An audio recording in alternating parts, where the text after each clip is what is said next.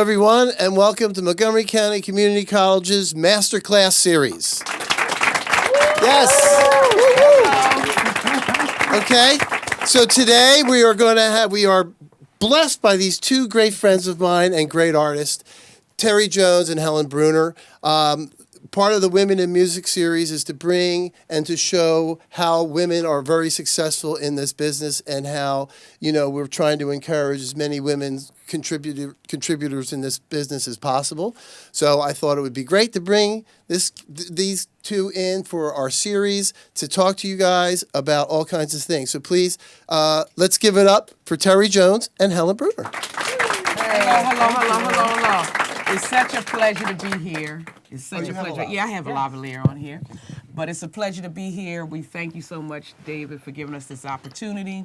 So what we're gonna do today, we're gonna let you know that this is all about being ready. That's what this music industry is about.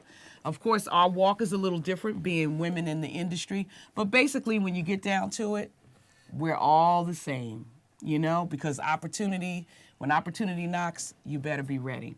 So I'm Helen Bruner.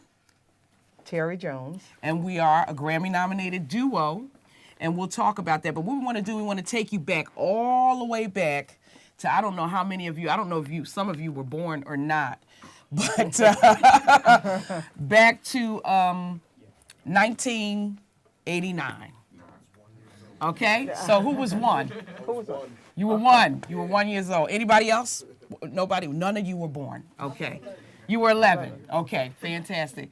So before we get going, how many of you are aspiring songwriters? Very good. Awesome. Producers? Engineers? Okay.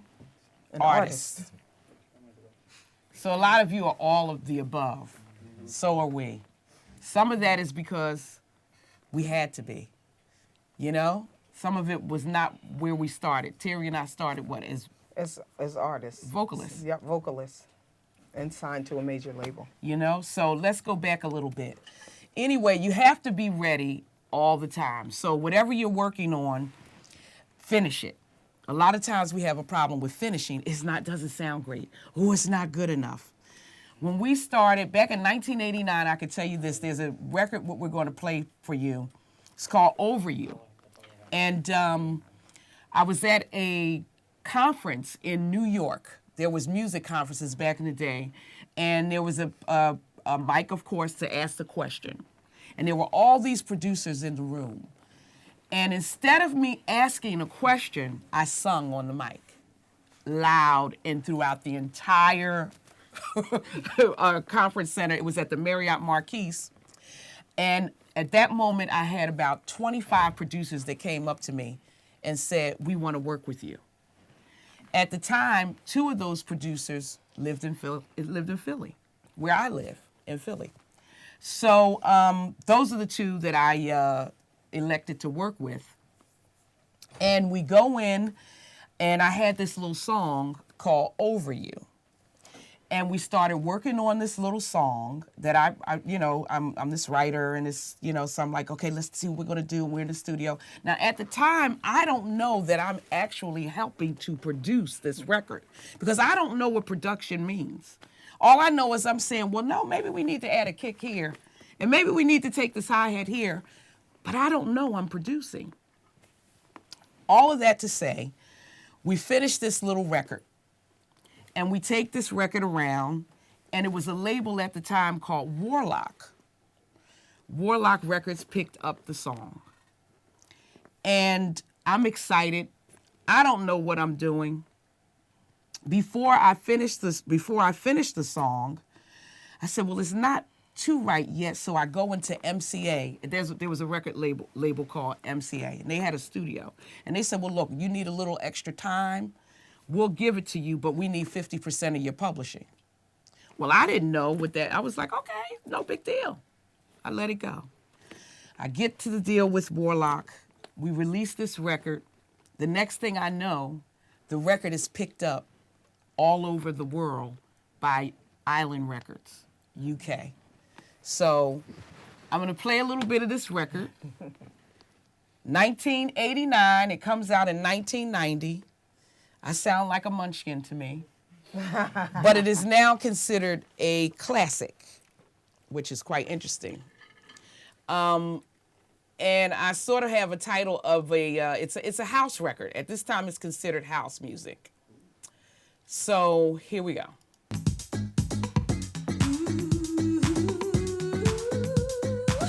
Now, I wrote this song in my bedroom, and a lot of the elements are still there. So all that, right from the bedroom. Now, if you notice, it says Taken featuring Helen Bruner, because the guy who produced this with me, he said it would be better if we had a group and you as the featured singer. Well, nobody else is singing anything. Nobody's anywhere. It's all me. But I was like, well, okay, because I don't know anything. But what I found out, let me stop this, so I'm not talking over it. What I found out, he wanted a group because he could control a group. And he could put interchangeable people in. But I was smart enough to say, well, we need to feature me, Helen Bruner. Now, to move on, I'm going to let Terry take it from there. What happened with her? And then I'll get back to that story. So I was signed to Atlantic Records as a recording artist, solo artist, and trusted my manager with my budget, the budget to do my full album. And he had a substance abuse issue and spent up my entire budget for my record while I'm in the process of working on his habits. So that was my experience. I stayed signed for a minute, and then they dropped me as an artist. But what I did is there were other producers in our industry that asked me, they saw what I was going through, and they asked me to come in and do vocals on their records. So I continued to move forward with doing background vocals as well as featured on particular record. And we're going to feature one today. It's by Redman and Method Man, How High, which sold over 1 million copies. Great experience for me after being dropped as an artist and not feeling like it was my fault and I wasn't talented enough. I just kept it moving. So Helen, could you please we're gonna play a little bit, and then we're gonna tell you what happened with this record. Just a second. Let's push it. We're gonna push it a little bit. So this is why we They really stink. That's the record. That's my vocal. We're gonna tell you what happened with this. Y'all remember this record? Really? It's a classic, right? Terry's one of the most sampled female vocalists in hip-hop because of this sample right here. Excuse me as I kiss the sky. Hey. Sing the song of sixpence on the rhyme with the fun on the dive.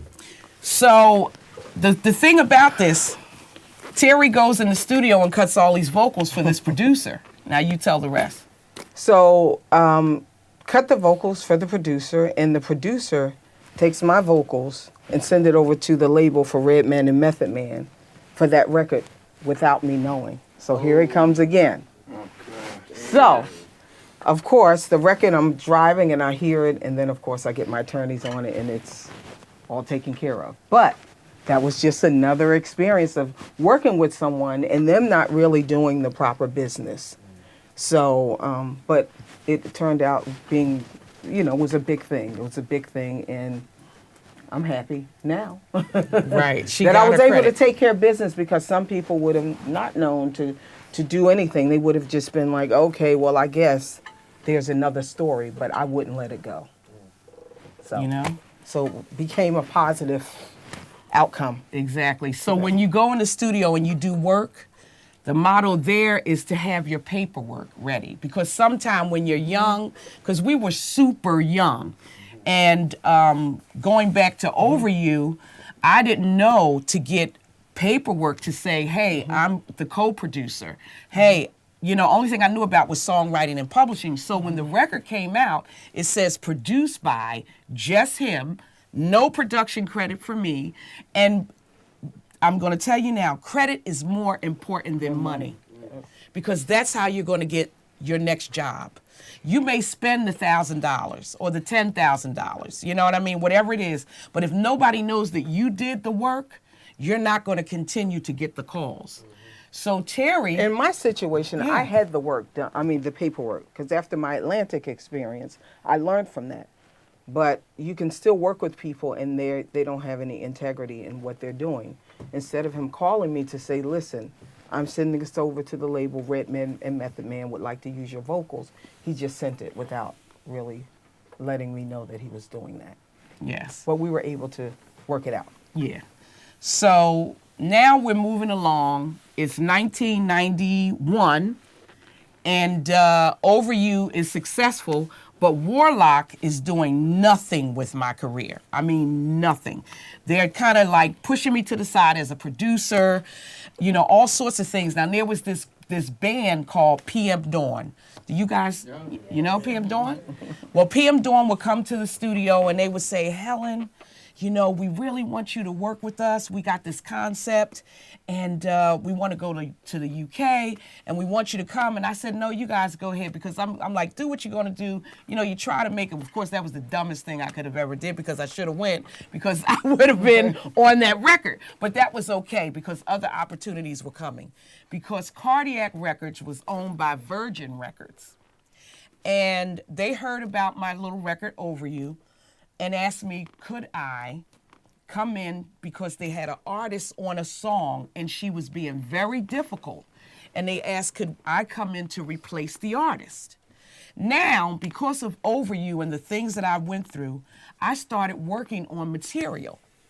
So I take the train up to New York. I produced this little cassette of 4 songs, which would be considered an EP today. 4 songs, little demo cassette. And I go into the A&R's office, and he says, "Okay, listen, I want to play you this song, and we want to do a one-off. A one-off, back in the day, that singles was it. You would do a singles deal, where today it's back to that again. Now it's, you know, back then it was a singles deal, and you would do a singles deal in hopes that you would receive an album deal. So he said, look, we'll do this thing. If it works out, you know, you guys, maybe we could look at doing another deal with you, whatever." But I knew when he played that song that my stuff on my little cassette tapes blew that thing away. And what was I when I came up? I was ready. I had my cassette. I listened to the song respectfully when he played it, when the head of A&R played it. And I said, great, I'll absolutely sing the song. I said, but would you like to take a listen to this? And I played my song. And this is what I played. And then I'll tell you this is called Gimme Real Love. This song went top 20, went to 19 on the Billboard charts. And I'll play a little bit of it. 1991. When they started using the vocorders and sampling. So it's a whole, and you'll hear the whole, you can hear the sound just kind of change a little bit. Now this song, I got my production on it. You know what I mean? So, because now I'm learning what's going on. You know what I mean? Now, I'll tell you this. When he heard that, the A&R said, forget that record. Let's do a deal. So I ended up being signed to Cardiac and started, this was the first release on Cardiac Records, which was produced by me. Now let's talk about being a female in the studio for all the ladies that are here. So I come into the studio, now I'm in the big time, I'm huge now, and in my mind, I'm like, I've made it. I got a record deal, I have Virgin Records, Cardiac Records, and I'm sitting here at the console and I start saying, well, look, this is what I need, this is what I hear. And I say, I need the background vocals up. And the engineer looks at me and says, well, why? I said, because that's the sound that I want. I have a certain sound in my head. So he says to me, well, do you know what background vocals mean? And I said, yeah. Well, that means they belong in the background. Okay? And I'm saying, whoa. I said, well, wait a minute. You know, I want it to sound a particular way. Well, we argued for about 3 hours. 3 hours. Now, ironically, this guy is a Grammy winning, he's won about 10 Grammys. And he found me on Instagram about 9 months ago. And he said, Helen, I want to apologize.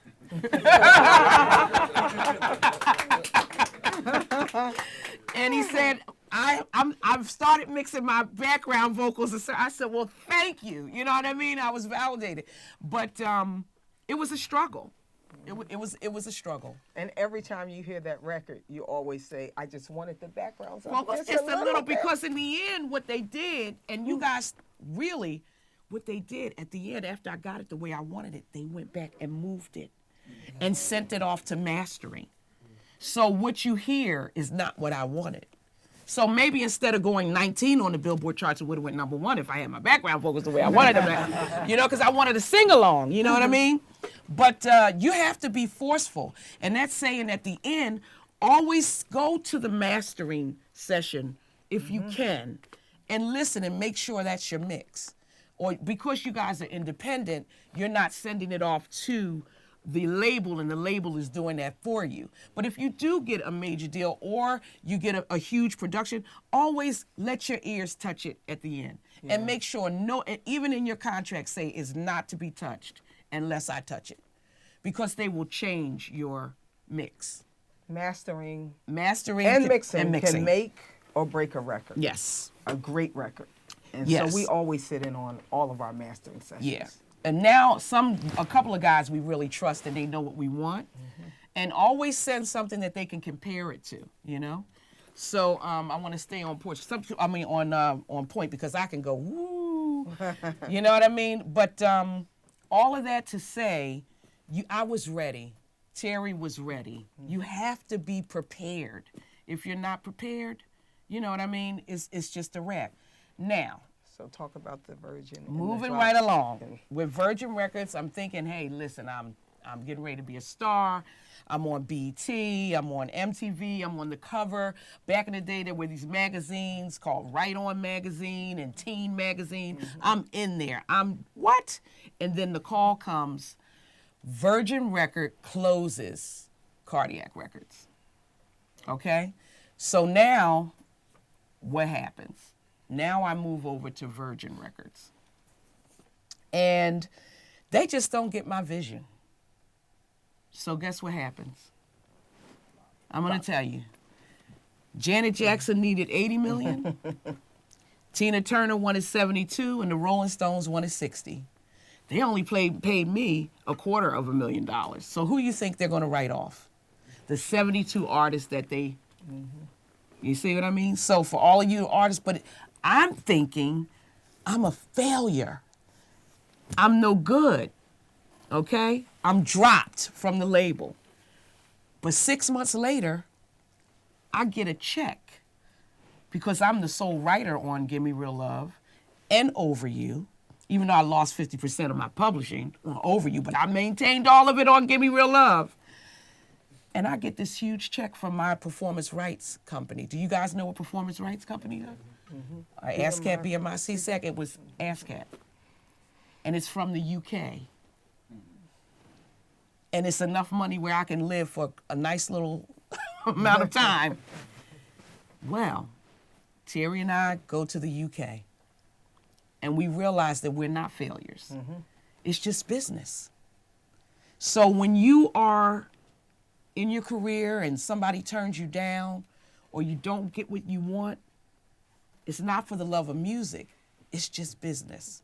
But you use it as a vitamin and yes. keep moving. And that's what we continue to do. Yes. So now we're over in the UK and we're at a radio station and they run out and they're like, oh my gosh. And we're like, what? Now we're performing over there. And the next thing we find out is that we can continue with our career, but we're going to do it over Europe. Go ahead, T. Go ahead, talk. I'll make sure I'm staying in order. Yeah, you staying in order? Okay. So the next thing we know, we learn about licensing. Now, does anybody know about licensing music? A little bit. It's a little bit. Well, let me just say this. American music is the largest export of anything made from America. anything. And what happens, your music, if, say, Germany, France, Italy, there's all these record labels all over the world that operate differently from America. And if you write a song and they love it, a German record label may say, listen, what's your name? Mickey, we want to license that record. All that is, you're loaning them the right to put your intellectual property on a compilation album, and they're going to release it or as a single. Okay? Now this gets really deep. Right. It would take a long time to teach you all of this stuff, but we're gonna kind of But we do graze know over that it. the rest of the world is 75% of the market of the music industry. So that means you can license your music, Germany, separate licensing, Italy, the UK, and really that alone, you could be very successful over there. In America, it could be just a little bit. Yeah. So now we're these independent artists. Terry's coming from Atlantic Records. I'm coming from Virgin Records. We're fighting against working together, yes. but we had to at the end. Because we're family. I didn't like her style. She didn't like my style. She was the very, big vocal, Whitney Houston type. I'm like the funky, Chaka Khan, Janet Jackson, sort of I want to dance type. You know what I mean? But I decided I'm going to move to London because I'm like, forget America. She has a record that she's trying to get done because she was working with a production company and her background vocalist couldn't get in on at the particular time. So I said, okay, I'll do the background vocals with you. Never wanting to do anything, and we sung together the background vocals on her song, and it was magic. It really was. It was magic. Yeah. So now I leave though, and I'm going. I'm like, okay, let me know what happens. I'm still working on the record while she's in London. Right. I call back. I've been in London now for about 35 days. It's June. It's warm. The family is celebrating her birthday because her birthday is in June, and I'm freezing in London. And I packed my bags and I came back to America. Okay. In the meantime, though, we learned a lot, and we started working with DJs because DJs had tracks, but they couldn't write lyric and melody. And they didn't understand production. They knew how to make people dance, but they really didn't understand how to formulate a song because they would give you a track and it would just be this one long beat. So I don't know, how many of you in here DJ? Any DJs? Not really? How many of you know a structure of a song? The intro, the verse, right? The release. You got all of that. You build it, you break it, you take them there. Okay. So we start writing with the DJs.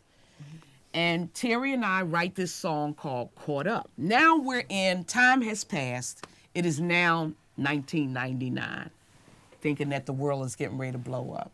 Remember that? Okay, Prince told us it was over. Oops, over, boom. So we start writing this song called Caught Up. And now I'm gonna tell you guys something that's real important for all you track writers. If you give your song to a lyric writer, lyric and melody, and you want to spread it out, you want to say, well, I want to give it to you, I want to give it to him, let them know. Because a lot of producers or track writers, I'll say, not producers, because they're two different things. A lot of track writers, they try to hedge their bets. And they'll say, well, I'm going to give it to this person and this person, whoever comes up with the best thing. Now, here's the lyric and melody person that's really going in to grind to make the best record, and then you come back and say, well, I got somebody else working on it too. You have to let them know that. We have a contract that states if you give us a track, we're going to work on that track. That's who's doing it. If you decide you don't like what we do, that's something different. Then we take back our lyric and melody. Because once you have lyric and melody and music and you sign this, it becomes a marriage. And it's hard to, like a divorce.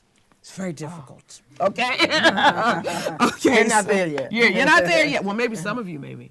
But in any case, so we write this song. The DJ tells us, well, I got about 7 other people on it writing the same record. Well, we are pissed.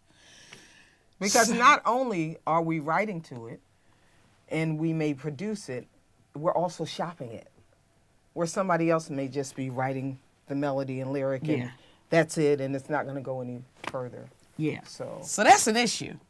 So we write this little song, Caught Up, and it's now it's 20, what is it? It's 9/11. yeah. Now listen, we wrote the song 6 months before, and they told us the song was too preachy. Said the song is just too preachy. And we said, this song is massive. It's I a don't know hit. what's wrong with you. It's a hit. He said, well, I'm not going to release that song. He had a deal with Warner. And the other co-writer was in Germany. Yeah, and the co-writer was in Germany. No, in the UK. UK? In the UK, UK. yeah. So he said, well, I don't want to release that. I'm going to release this one first. Now, he's let other people hear it. This other DJ hears it. It's now 9/11, and it's in New York. And we're over 9/11, and the song is "Don't Get Caught Up" because life goes on. In a minute, it'll change. Stay strong. Yep. Well, well, well. I'll play a little bit of that now. Okay, hold on. Now we gotta find it. David, you put it here for me. Let me see. Here it is. I'm gonna push in a little bit. Now, we put another vocalist on this song. Terry and I are on the background vocals. The girl's name is Mia Cox, but as you see, it's DJ Disciple. Now, this song went #1 on the Billboard charts. Hold on. We got some show and tell. Our first #1 record. Listen up, Okay?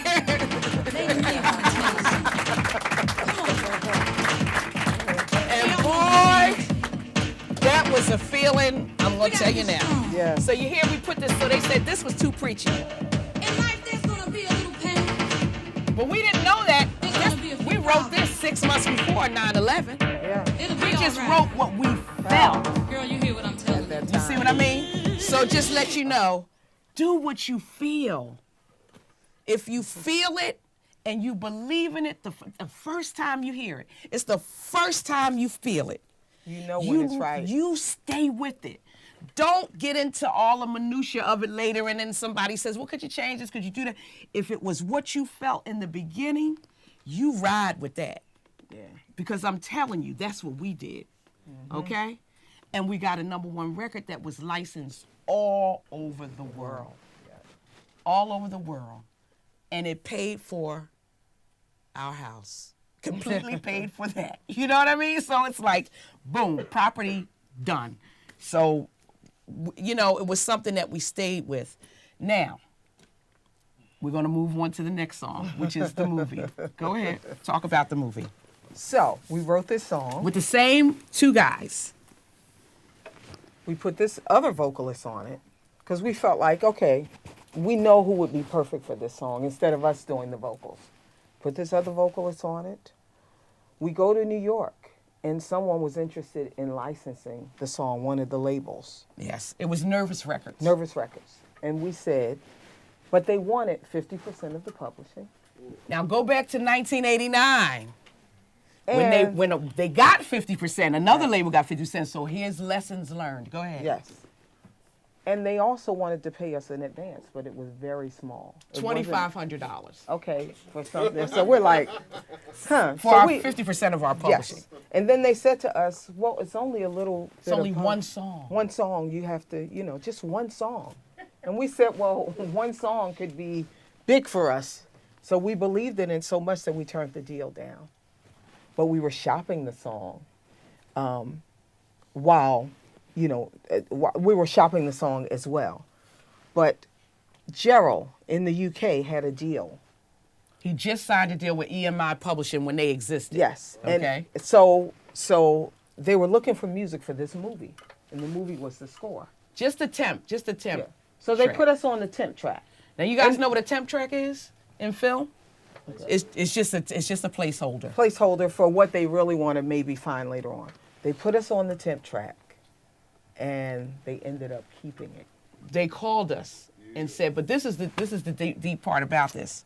And this is what I mean about being ready. And this is what Terry means about being ready. They called us and they said, listen, the music supervisor, do you know what a music supervisor is? Music supervisor is the one that curates all the music and also For the clears movie. all the music for the movie. Make sure that you can use the music in the movie. It's a sync license. So a synchronization license you have to get for the master, which is the sound recording, and also for the publishing. So those are two things. If you don't get both, it's not going to be in the movie. Okay, so you cannot use it. And this was through Paramount Pictures. So when they called us, they said, listen, we need to clear your song because it's on the temp track and it probably will never be used, ever. Frank Oz, just needed this little song because in the beginning of the film, Robert De Niro, and we said, Robert De Niro? Robert De Niro? A film with Robert De Niro? Yes, Robert De Niro, it's Angela Bassett, and we were like, they said, but it probably won't be used, but we still have to clear it just in case. Because the music in the film is jazz, because Robert De Niro loves jazz. We said, okay. Well, we go to call our attorney, and our attorney is in the Bahamas, and we can't reach her. So Terry and I, at this time, it was no Google, okay? There was nothing. There was Barnes and Nobles and Borders bookstore. So we ran down to the stores and we bought every music movie book you could imagine, and we crammed like it was the finals. It was just like, oh my gosh. Well, guess what? We kept all our publishing. And also in the crawl of the movie, where normally they don't put the publishing names, or they just say like the name of the writer and the label. They put our publishing names. We negotiated the whole deal, and they kept the song. Which is a dance song. Which is a dance song, which we'll play a little bit of. It's really low. I don't know why this particular version is like this. But you guys, I don't know how many of you have seen it. It's a classic now, the score. But when he's breaking into the safe, and there's a party going on and it's muted, that's us screaming, singing. And we put another vocalist on it. And that's the thing, too, for a lot of you who are working, collaboration is key. If you think you can play guitar, but you know that your dude or your girl is much better, let them play it. Let them play it. The song wasn't for Terry and I to sing. Yeah, we could sing, but that song wasn't our song. And we knew the perfect vocalist for it. Exactly. So I'm telling you, if you think you can program drums a certain way, but somebody else got a better way to program the hi-hat, let them program the hi-hat, because it will make for a better record. And at the end of the day, that's what it's all about. It shouldn't be about your ego. It should be about the music. What's best? What's best. So this song ended up in the movie. So it's kind of weird sounding, but I'll play a little bit of it anyway. It's kind of low. Level? Hold on, I'm gonna push into it. It's really low. I don't know why this particular version. You got to realize it's 2000 and something. Let me push it a little bit. As you can hear, another dance record. So this is when he's breaking into the safe, and he's going for it. You know what I mean? And you hear this in the back. I believe this is the actual. This is what the Paramount Pictures did. That's why it's so low, because it was kind of muted and everything. So we ended up going to the premiere. Oh, it's really, we have another story. We ended up going to the premiere, and what is the other story? In New York, Yeah. and then we happened to be, which we're going to get to, Italy, working, and they premiered it there, and we saw it in Italian. Yeah, while with the we were there. subtitles. It was really cool. Which was really cool, exactly. So now, speaking of dance music, and you guys really need to know this. If you believe in a genre of music, don't let your friends or family talk you out of what you believe in. Because they were laughing at us in America. All of our friends who were doing, at that time, neo-soul and rock, you know, they were like, y'all doing that pots and pan music? Psst, psst, psst, psst. And we were like, yes, we are. Now, at that time, we had been licensed to maybe about 50 different compilations around the world. They just had America. We weren't being played at all in America, but we were financially sound, okay? 10 years later, here comes EDM Now everybody's calling. to say, can you make one of those pots and pan records for us? You know what I mean? You know what I'm saying? So we were there in the trenches when David Guetta was just working in a restaurant. And one of our Italian partners was saying, look, I'll teach you how to do that. We were there at that time, you see? So now we're going to move up a little bit in our career and tell you about working with our Italian partners. And you guys have to be, you really have to be ready. And this tells you this. So we go to New York, We get called for a session. right, to do background vocals. And there was this famous, like, I don't know if you heard of Musto and Bones, but they were really big DJs back in the 90s and producers. They had a lot of #1 records. And there's this Italian writer, producer, DJ that's coming in to work with these two songwriters, American songwriters. And they wanted us to just come in and help sing some of the demos. Long story short, they don't show up for him. We get to the session. We're there, and he says in broken English, can you write there? Because no one else here. We said, sure. He said, but I only need one vocalist. And we said, well, we come as a pair. So he said, well, you come back in broken English, but I'm not going to sit here and go, and then you come back and you know, I'm not going to do that. But so he basically just said, if you come back tomorrow, I'll book the studio, but bring me one singer. So Terry and I hit the highway. We're riding back down, from New York to Philly. and there's a girl singing in a bar. Yeah. True story. We hear this voice coming out, and we pull over immediately. And we go in, and we ask her, Do you want to make a record? you want to make a record? She looks at us like we're crazy. Yeah. We're like, no, we're serious. We give you a contract. You need to be back up. And she says, well, I work for an entertainment firm, A law firm. law firm. And we give her a contract that night. We fax over a contract, a one-sheeter. Yep. She takes it to her boss. That evening, we're in New York cutting the record for the guy who lives in Milan. Being ready. Being ready. Okay, now at this time, we had just created our little production company, okay, Phil Ersey, because half of our family is in Philly and the other half is in Jersey. So it's Phil Ersey. And we wanted to be unique, and we had no idea, you know, that all the emails and the websites and the this and the that was going to happen and people could get your intellectual property. We just wanted to be unique. So come to find out, he goes back to Milan. We don't, you know, we're like, whatever happened to that record? I'm reading, anybody read Billboard magazine? You do? Because you should. Because that's your competition, that's where it's at, that's where the industry is going. You got to stay up on what it is. So you need to get, if you can't afford a subscription, read it online or either go and get it every other week. You know what I mean? But you should read it. Come to find out, this dude had just sold 15 million records with Clive Davis on Arista, and he was the distributor for Warner Brothers, Italy.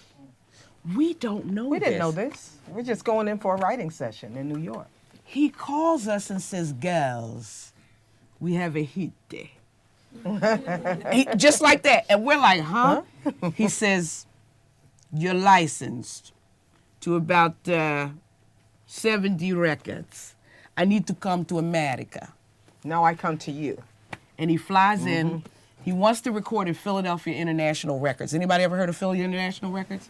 Okay, so he thinks there's magic in In the walls. He's And a friend of ours is working there. So a we head go engineer. in, we write this record. He's a DJ again. We put everything in order.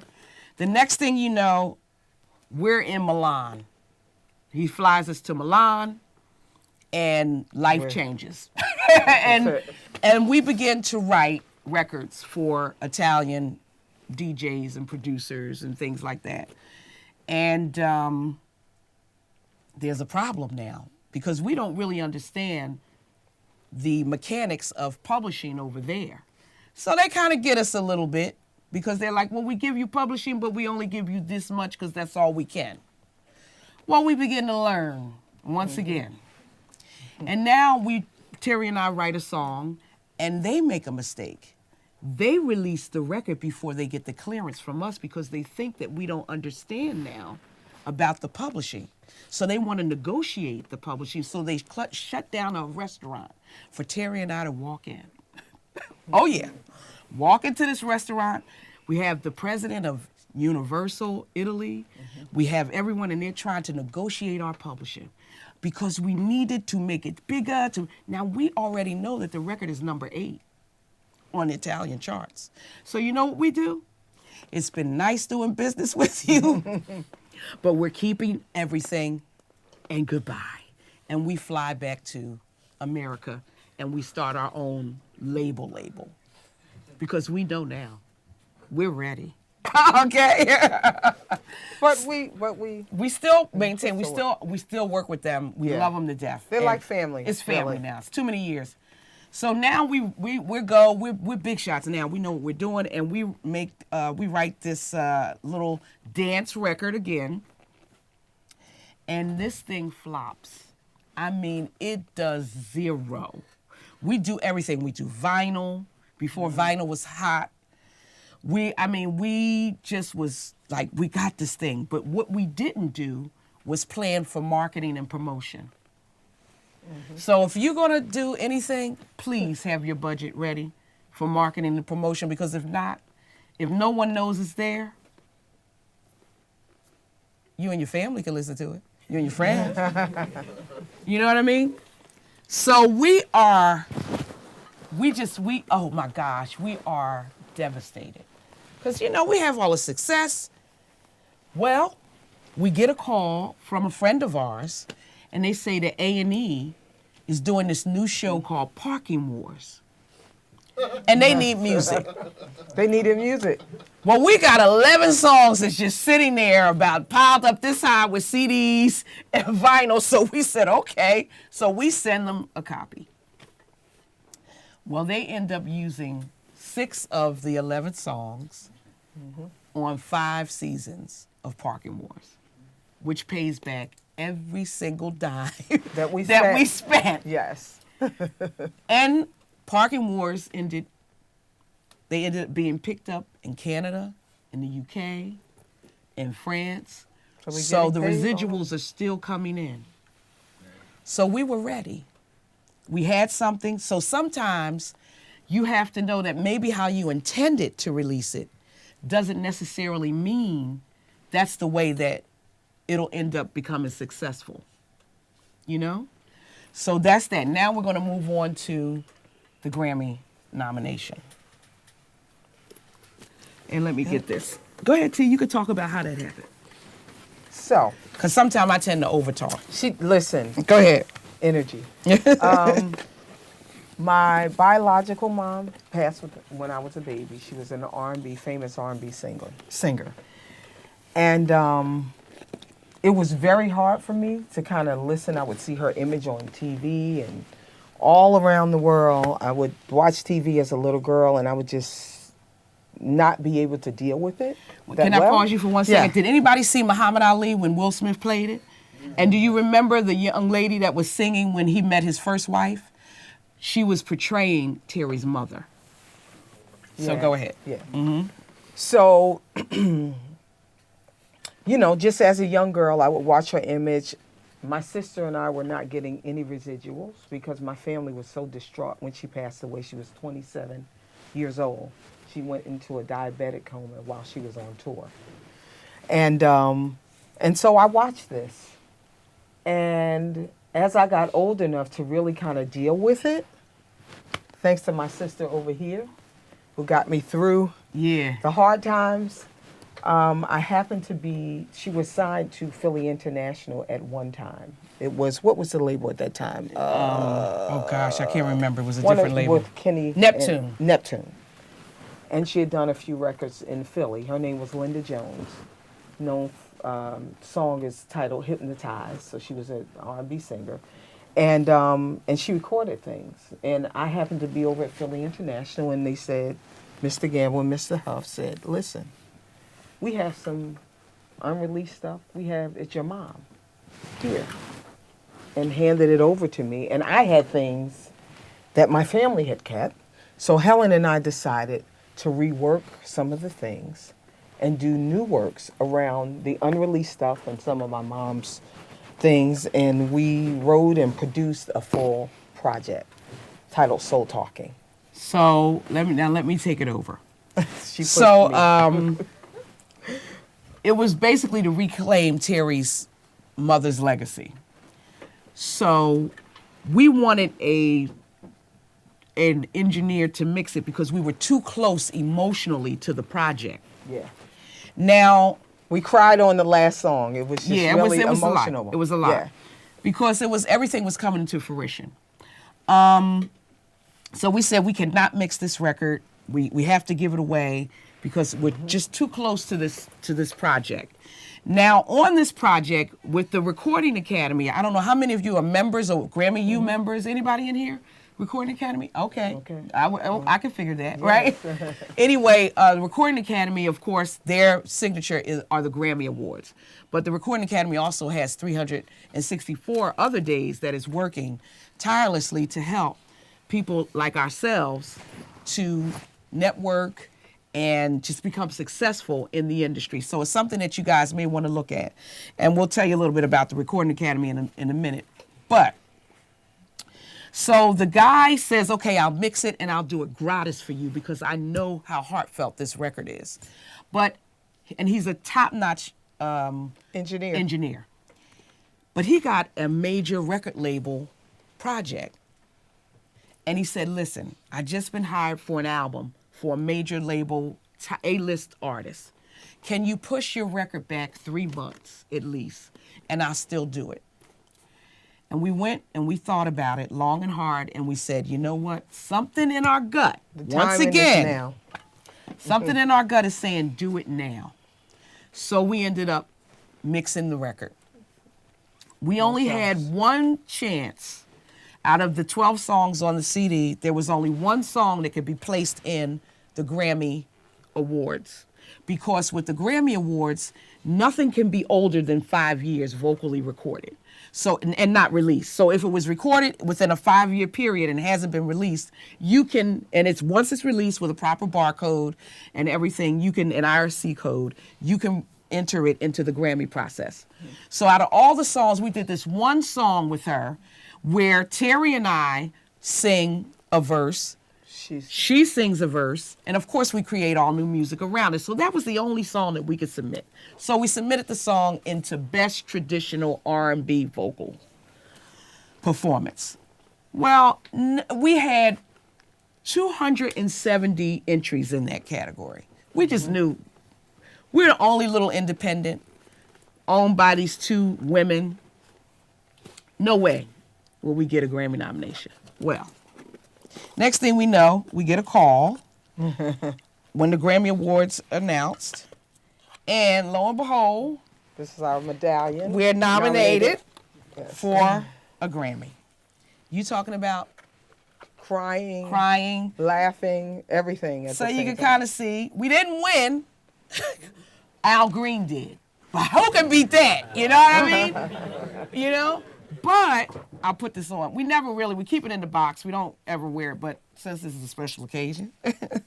The thing about it, we were the only independent in our category. We were up against Jasmine Sullivan Raphael Sadiq, on RCA, Raphael Sadiq on Sony, Wayne Brady. on Concord, Al And Green, Al of course, Green. and little Helen Bruner, Terry Jones, with, of course, Mom Linda Jones on Phil Lurzy Productions. And everything that we did to promote that record, the major labels would come behind us and do it better and Because bigger. they had the budget to be able to do it. Exactly. But we received a great write-up in Billboard, and they called us the Cinderella story. Yeah. Because we were independent with all of these majors in the category with all these majors. Exactly. So what did we do? We followed our gut. We believed in it. If we had waited. Now this record that the engineer did, they submitted that record too. We beat them out. You know what I mean? That record didn't get nominated, and he was sure that this would be his calling card, and our little record wouldn't. But see, we put the heart and soul into that, and it was personal, and we stayed with what we felt. And lo and behold, we received a Grammy nomination. So once again, you should stay with that. Did I bring that record? I'll let you hear it because it's traditional. It's traditional, and it sounds like it was made, and David and the engineers in the room, even though this was recorded in 2009, it sounds We like kept it authentic. Yeah. 1960 Okay. something. Now take a listen. Come on, man. Play the song. Okay, play song.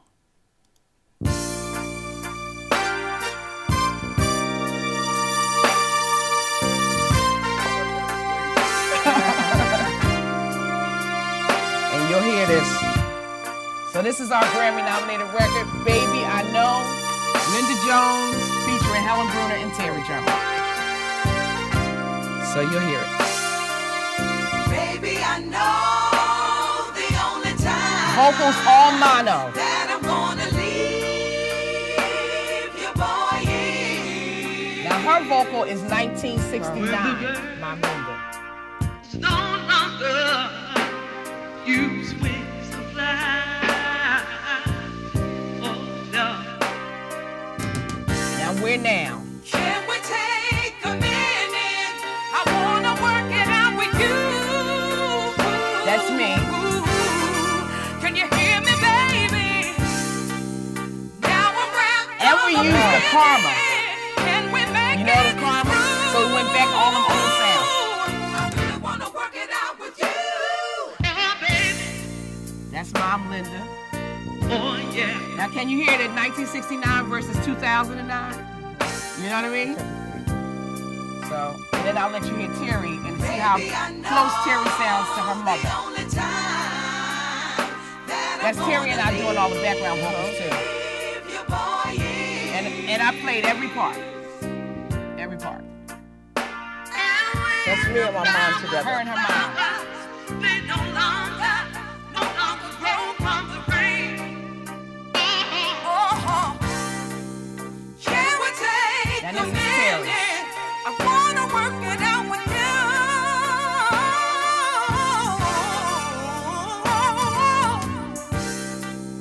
Now I'm wrapped all up in it. Can we make it? Can we make it? I really wanna work it out with you. So we made it sound as old Yeah, as old as as we possible. could. You know what I mean? So thank you. Thank you. Very vintage, you see? Yeah. So that it's was treatment. purposely- Yes. That's Go all. ahead. And then I felt much better, and I was able to reclaim her legacy, and give her respect, and she got a Grammy nomination. Yes. So, you know, life goes on. And what time is it? Because we could keep talking. Yeah. Now, is it time for Q&A? Are we good? Yeah, I know. 105. Okay. It's 105. Okay. Oh, so All it's right. time for Real Q&A. quick. Yeah, like wrap it up. 5 minutes. You can. Okay. Okay. Wrap it up. So what we do, we won't play anything Yeah. else. But we'll tell you this, for the females in the room, the Recording Academy will just let you know I was the first female president of our Philadelphia chapter and first female trustee. Terry was Yes. the second. And we have, and David is in there with us. We We're talked all- David yes. into running for president. He didn't Yes. want to do it, and you know how women are. We pull your ear, we become mothers, and of course, David also one of the previous presidents of the Philadelphia chapter and trustee. And we have there's 12 chapters around the country, but we have a chapter here in Philly, and you guys should really be a part of it. Yeah, As It's an Grammy honor used to be to. a part of it for sure. If you don't Yeah. have the credits right now. yeah. But Grammy you. They could do Grammy yeah, you. they were going to come here. There was a confusion, but the first week of September, we're going to have a Grammy U rep here, so you guys can get signed up at the very beginning of Yes. the semester. And she's going to come out, do a whole presentation. You can sign up right then and there and all that stuff. Yeah. Yeah. So it's real important. So all of that to say, we went on to continue with our Phil Ersey productions. We're now Phil Ersey Entertainment too. And we wrote some more records. We had a record that was called Hollywood. an album. It was spent number 1 on the UK charts for 5 weeks. It's so much more we could tell you guys. Yes. You know, we just wanted to kind of graze over our career and to let you know that it's so important. We were studio owners. We're building a new facility, and we've worked with Post Malone, Ty Dolla $ign, Brian McKnight, many. It's been. I'll tell you this: the reason why I got into engineering and production was because when I was a 16-year-old in a little rehearsal spot, the band member would come in and take the fuses. There used to be fuses in amps, y'all, okay? And he would take the fuses out so we couldn't get better. And there was a cute guitar player that was at a hardware store back in the day before Home Depot. And I went and I was so upset, and I said, something's going on, I can't learn. He said, because he's taking the fuses out. These are only 15 cents. You put this in the back. You know when he comes in, take them out before, and this is faders. And you push this up, and you turn these knobs until you like what you hear. That was my first training on how to get a good mix. And through time, things change. So, you know, listen, learn, document, Be prepared. be prepared, be ready.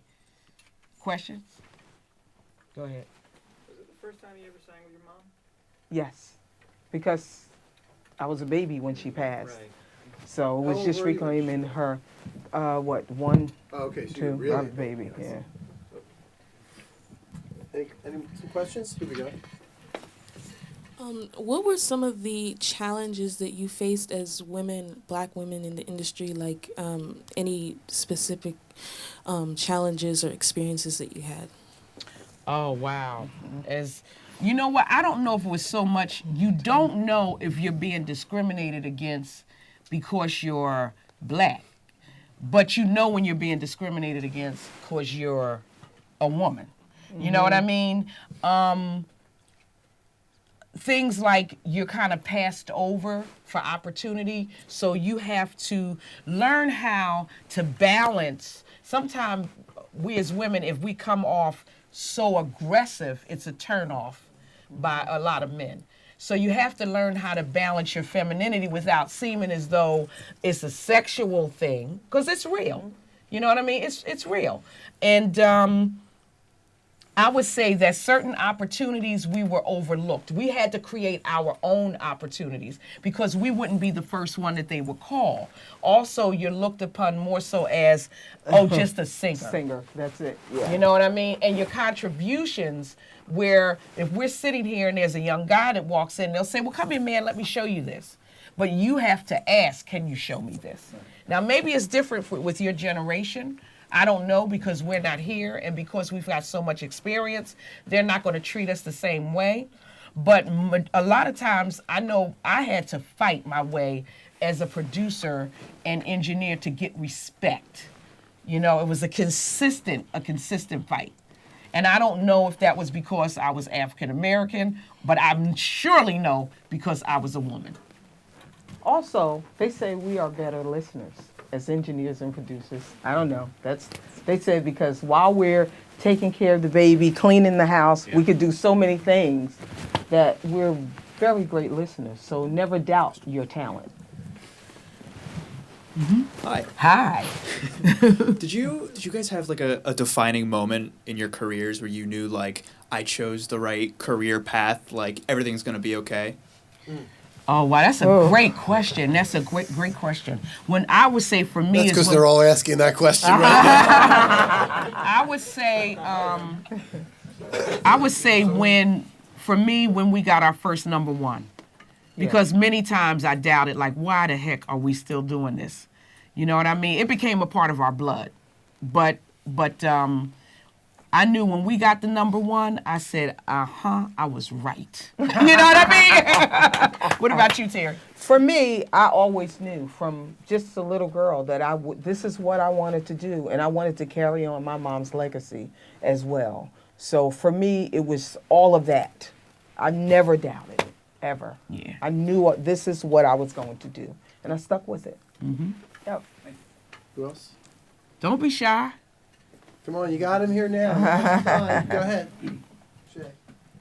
I just wanted to know what advice you would give me for my children who are trying to, begin in the industry. I have 2 singers and a rapper, and I feel like I'm all over the place. I'm confused half of the time. Sometimes I'm in the studio, like you said, saying, "Oh well, I don't like this. Change that." And I'm just, I feel overwhelmed, and I just wanted to know what advice you could give me.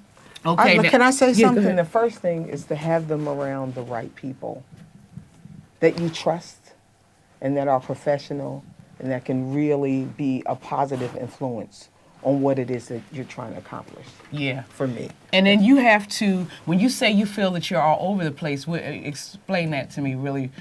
In what way? Well, like you say, I feel as though sometimes, like, I've come to David Ivory, like, I don't know if I'm being taken.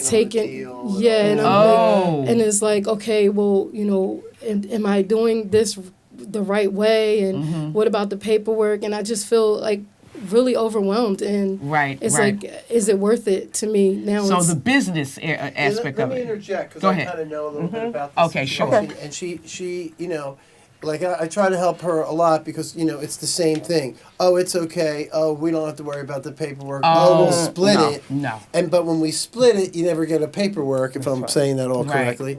And then that's what gets her frustrated because then here's the quandary, and I'm sure we've all been in it. Well, they still have the masters. Now you want to get the 50% in writing. Now all of a sudden everything changes. Yeah. So my advice to them all the time in all of this is it has to start in the beginning. Exactly. Because if it's the moment you start, things can change. Absolutely. And the best time to make any deal is before you have a finished product, because when you finish product, oh no, I wrote that. Oh no, I didn't. Oh, I don't remember. So all that stuff has to be like, or at least if you don't know the percentages, know that there's an understanding that we're going to sign this piece of paper. So This exact question, as you guys said earlier, you sign that, you bring your paper. Yeah. You said that.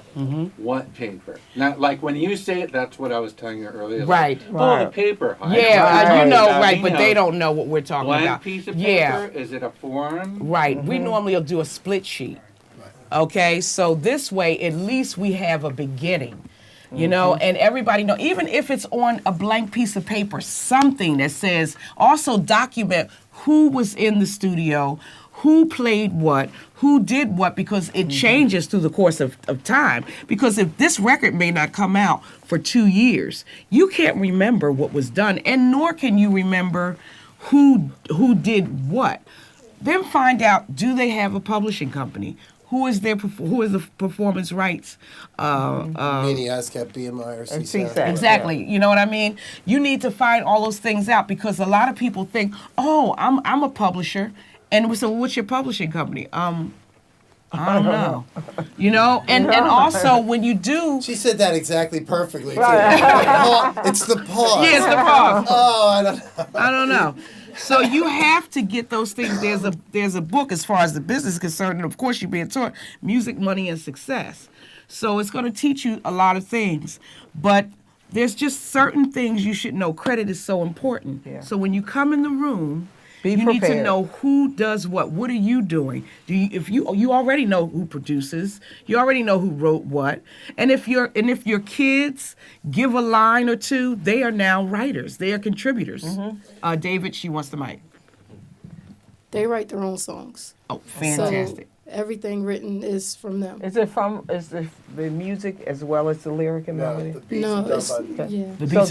beats are done by them, and the lyrics are my daughters. Okay. It's just, different situations. I've been with the same studio for like 6 years. I love them. Okay. We're like a family, but now there's a producer that left. So right took in the the middle of masters? my daughter's record. So I don't know what's going on. I honestly don't. Okay, well, you need to ask the hard-nosed questions. Don't be afraid. Also, as women, sometimes we're tentative in asking questions. No, you need to know. Handle the business. You need to handle this. And the same thing as credits, that's also with the assistant engineers and engineers in the room. That's why you write down on work orders who's all there, what happens throughout the whole session. And then at the end of the day, you have the artist sign it. Yeah. Because that's one more level of documentation that you can rely on down the road that may help you prove that that's what's going on. Exactly. So you got to be really conscious of that too. That's where the engineer side of things is very important because you're the other documentarian. Exactly. Besides her writing it down and all that stuff. And then your masters, you need to know. You've been working in the studio, the producers. Who owns the masters? Have you been paying for the sessions? Yeah. Okay, then you own the masters. Yeah. And of course, the studio will hold on to your masters until you pay the final bill because that's their, That's what they use to leverage. That's their leverage, exactly. But you should always, when you go to a session, especially if it's paid for, you should have a external hard drive so that everything can be dumped and you have that session. Yeah. Because you may decide to go somewhere else and work on it. You need the files. So everybody, make sure you have an external hard drive, a passport, or whatever it is that you use, and you take that. And you need to walk away. Even if you have a writing session, we'll come back tomorrow. Tomorrow, listen, that computer may go down. And you walked away, where's all the work? It's done. It's over. You know how many times that's happened? Mm-hmm. So always bring an external hard drive. Always walk away with something. Now, if you're going into the studio and you're paying, that's something different. They may not want you to leave with anything until the bill is paid. You know what I mean? But even if they give you a rough mix or something, and have that you will give me a rough mix, just little things. Take care of that up front. And definitely don't be afraid to ask. Don't be afraid to ask. And if there's if they're tentative or they can't give you answers, or it's like, well, why we got to talk about that now? Run. That's it. Because they're not going to do the right thing. They're not. They're just not. Yes. Oh, go ahead. Hi. Hi. I just had a couple questions that are kind of related. Okay. What's your songwriting process like, and have you figured out the secret to a hit song? I know. Secret to a hit song? A musician can't, reveal all their secrets. You never know what it's sort of like what the world needs at the particular time, or it's a feeling. If you notice, like the tempo changes at a certain time, and just all of a sudden somebody's coming out, and now it's like 1:15. How did all these records come out at 1:15? Yeah. Because really we're all interconnected. The souls are really connected. Mm-hmm. And that's why all of a sudden it's like, how did this change? How did 4/4 start all of a sudden? How is everybody doing that? Because that's what our souls feel. But we have a process with writing. Well, we do. Sometimes the melody and lyric will come first, and then we go into track mode. Yeah. It just depends on the situation. And sometimes someone will send us a track, say, you want to write to this, and then we'll write the melody and lyric. But from our process, I think most of the time the melody and lyric comes first. It depends. Sometimes it'll come, I'll play some chords and then Terry will come. But I'll tell you one thing, we cannot write lyric and melody in the same room. No. I go to a total different area. She goes somewhere else. And then I come somewhere else. We come together. So do you make the lyrics fit into the melody? Or yes. You just kind of like... The lyric, and lyrics, normally it's not the lyric of the song. It's like, let's just say it's a melody, and it'll be like, some bacon is in the studio. You know what I mean? And really that, and you know what I mean? And I got to go around the shop right to get some others. But and it ends up saying, the man was with me the other night. You know what I mean? You know what I mean? So we'll put some craziness in there, but the melody is there and the syllables are there. The constants are there. You know what I'm saying? So it's it kind of works itself out. But when you hear our demos are horrible. They're like, and then you listen, we record everything. Yes. Record everything. Because it's that one feel, baby, that you get, and it's like, ooh, and you go back to that. And then it matures throughout the process. You know what I'm saying? It matures. So, yeah. So, but hit song, you never know it. But you feel it. Yeah. But you don't know what the people will want. You may feel it, but you don't know if the people, because like we said, that one project, we thought it was a smash. But we did. You know what I mean? Thank you. You got it. Mm-hmm. All right, everybody, let's give it up for Terry Jones and Helen Bruner. Thank you all. Finalize another Masterclass series, Women in Music, here at Montgomery County Community College. Thank you guys so much.